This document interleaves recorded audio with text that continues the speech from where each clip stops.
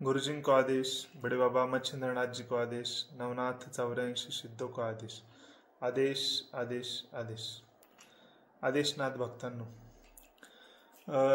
बरेच नाथ भक्तांचा किंवा भक्तगणांचा हा प्रश्न असतो की ह्या कलियुगामध्ये ईश्वर प्राप्ती होऊ शकते का, म्हणजे आपल्याला ईश्वराचा साक्षात्कार होऊ शकतो का. तर उत्तर आहे हो, नक्कीच होऊ शकतो. कारण की बरेच जणांचं असं म्हणणे असतं की घोर कलियुग आहे, तर ह्या कलियुगामध्ये पापकर्म वाढलेले, लोकांची वृत्ती बदललेली, आणि आपण पाहतो की सतयुग, त्रेतायुग, द्वापारयुग, तर ह्या युगांमध्ये देवाची ईश्वराची सेवा केली तर ईश्वर त्यांना साक्षात रूपामध्ये दर्शन द्यायचं किंवा त्यांची प्राप्ती व्हायची. पण बरेच आता हे भक्तांचं असं म्हणणे असतं की ह्या कलियुगामध्ये ही ईश्वर प्राप्ती होऊ शकते का. तर हो, नक्कीच होऊ शकते. आणि का नाही होणार. पहिलं जाणून हे घेतलं पाहिजे की ईश्वर प्राप्ती करण्यासाठी कोणते कोणते मार्ग आहे किंवा कोणचं माध्यम आहे. तर पहिलं सर्वात प्रथम माध्यम, आणि ते प्रत्येक ज्यांना ज्यांना आतापर्यंत ईश्वर प्राप्ती आली, आता आपण आपल्या संपूर्ण ह्या भारतभूमीमध्ये पाहिलं असेल की ज्यांना ज्यांना ईश्वराची कृपा झाली किंवा ईश्वर प्राप्ती झाली, जे काही साधू संत असतील, तर त्यांनी सर्वप्रथम सद्गुरूंना शरण गेलेले. ज्यांनी ज्यांनी आपल्या आयुष्यामध्ये गुरु केलेत किंवा सद्गुरू केलेत, तर ज्यांना गुरुप्राप्ती झालेली, तर त्यांच्या माध्यमातून ईश्वरापर्यंत लवकरात लवकर पोचू शकतो आपण.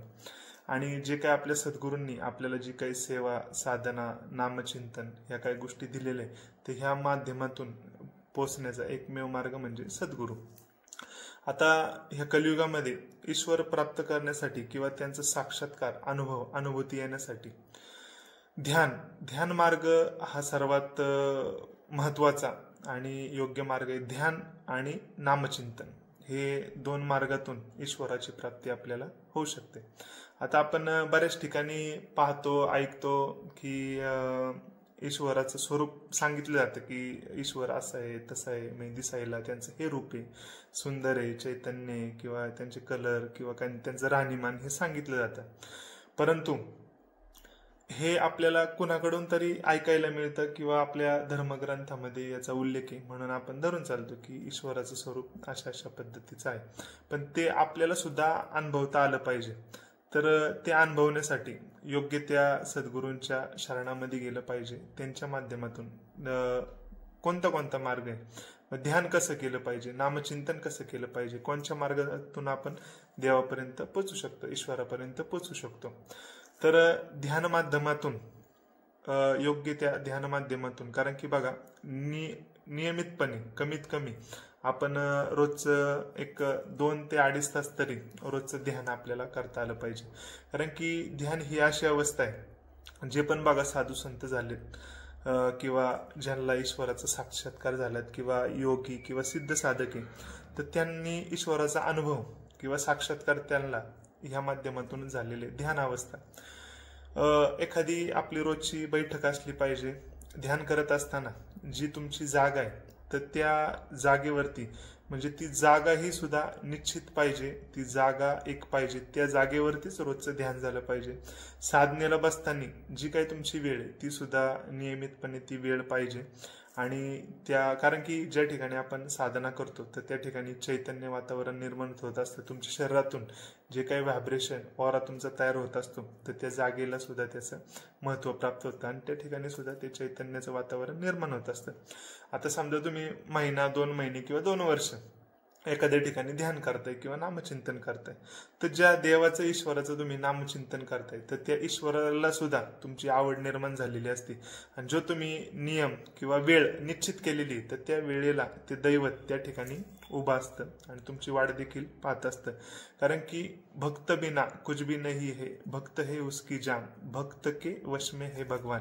म्हणजे आपण जरी त्यांचं चिंतन किंवा सेवा करत असन किंवा ध्यान करत असन, पण देवाला सुद्धा आपण त्यांचं जे ध्यान करतोय किंवा त्यांचं नामचिंतन करतोय, त्याची आवड सुद्धा देवाला झालेली असते. म्हणून तुम्ही जी वेळ ठरवलेली असते की ह्या वेळेला मला ध्यान करायचंय किंवा जपाला बसायचंय, नामचिंतन करायचंय, तर त्या वेळेला सुद्धा ते दैवत तुमच्यासाठी त्या ठिकाणी उपस्थित असतं सूक्ष्म रूपात. पण त्याचा अनुभव आपल्याला होत नाही, पण ते एक ठराविक आपली साधना तपस्या पूर्ण झाल्याच्या नंतरून आपल्याला निश्चितच त्याचा अनुभव होऊ शकतो.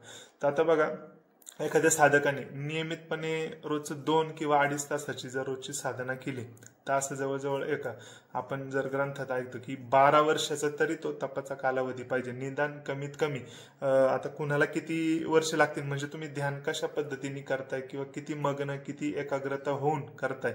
म्हणजे 10 गुलाबजाम खाण्यात आणि 1 गुलाबजाम खाता खाता त्याचं चव घेणं, चवीने खाणं, त्याच्यात जो तुम्हाला आनंद प्राप्त होतोय, त्याच्यात ती जी मजा आहे ती ही 10 गुलाबजाम पटापटा खाण्यामध्ये नाही.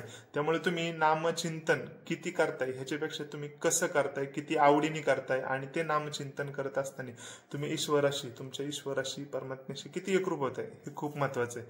त्यामुळे रोजच्या रोज तुमचं आसन बसण्याचं पवित्र शुद्ध पाहिजे. बसायला घोंगडी घेतली पाहिजे, घोंगडीवरती आसनावरती बसा. जमिनीला आणि तुमच्या शरीराचा स्पर्श डायरेक्ट झाला नाही पाहिजे. त्याच्यामध्ये मध्ये माध्यम म्हणून एक घोंगडी, कोणचंही एखादं वस्त्र, पण घोंगडी घेतली तर बेस्ट. घोंगडीवरती ध्यानाला बसायचे. जे तुमचे गुरु असतील, सद्गुरू असेल, त्यांनी जो काही गुरुमंत्र दिलाय, साधना दिली, त्या पद्धतीने त्या गुरुमंत्राचा जप आपल्या 2 भुवयांच्या मध्ये आज्ञाचक्र असतं, तर त्या आज्ञाचक्रामध्ये आपण ध्यान एकाग्र केलं पाहिजे. आणि त्या ठिकाणी 2 भुवयांच्या मध्ये आज्ञाचक्रावरती आपल्या 2ही डोळ्यांनी त्या ठिकाणी लक्ष केंद्रित करायचं.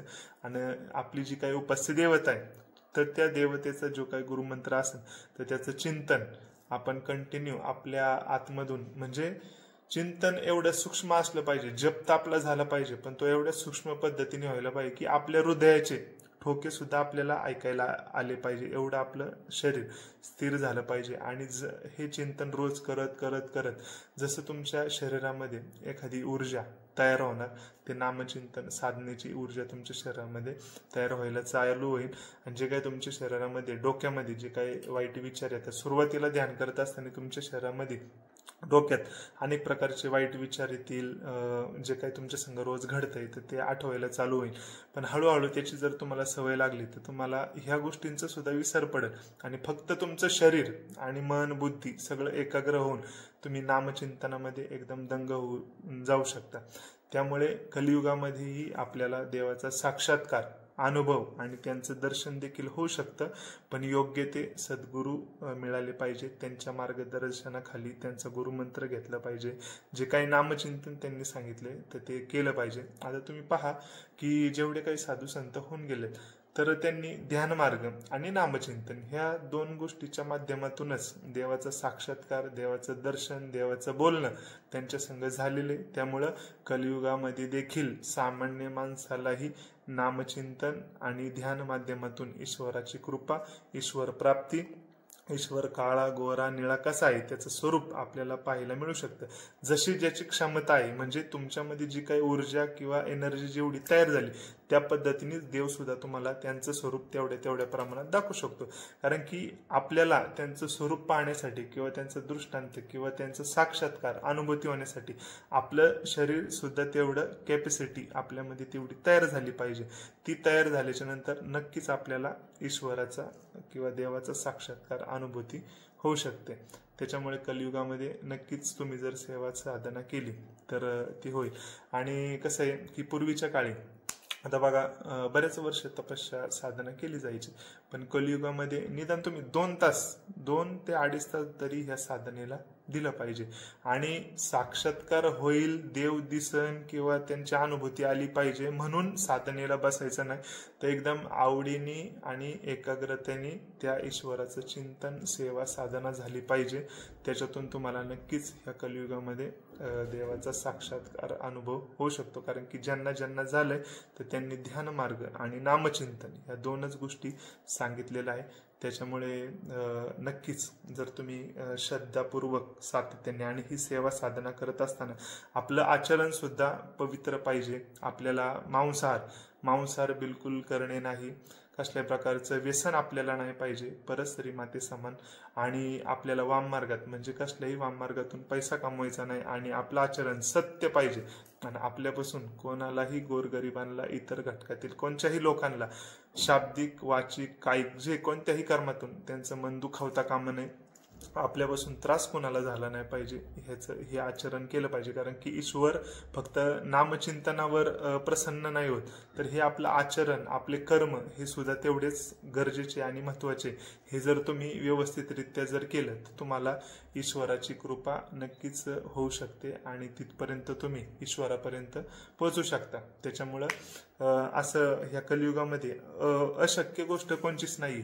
ती जर तुम्ही व्यवस्थितरित्या जर साधना आणि सेवा योग्य गुरुच्या मार्गदर्शनाखाली केलं तर नक्कीच देवाचा साक्षात्कार तुम्हाला झाल्याशिवाय राहणार नाही. आणि सोपं आहे, जर तुम्ही पाहिलं तर तेवढं कठीणपणे, आणि जर मानलं तर सोपं पद्धतीने व्यवस्थित सद्गुरूंच्या कृपेने केलं तर तो मार्ग सोपा होऊन देखील जाईल.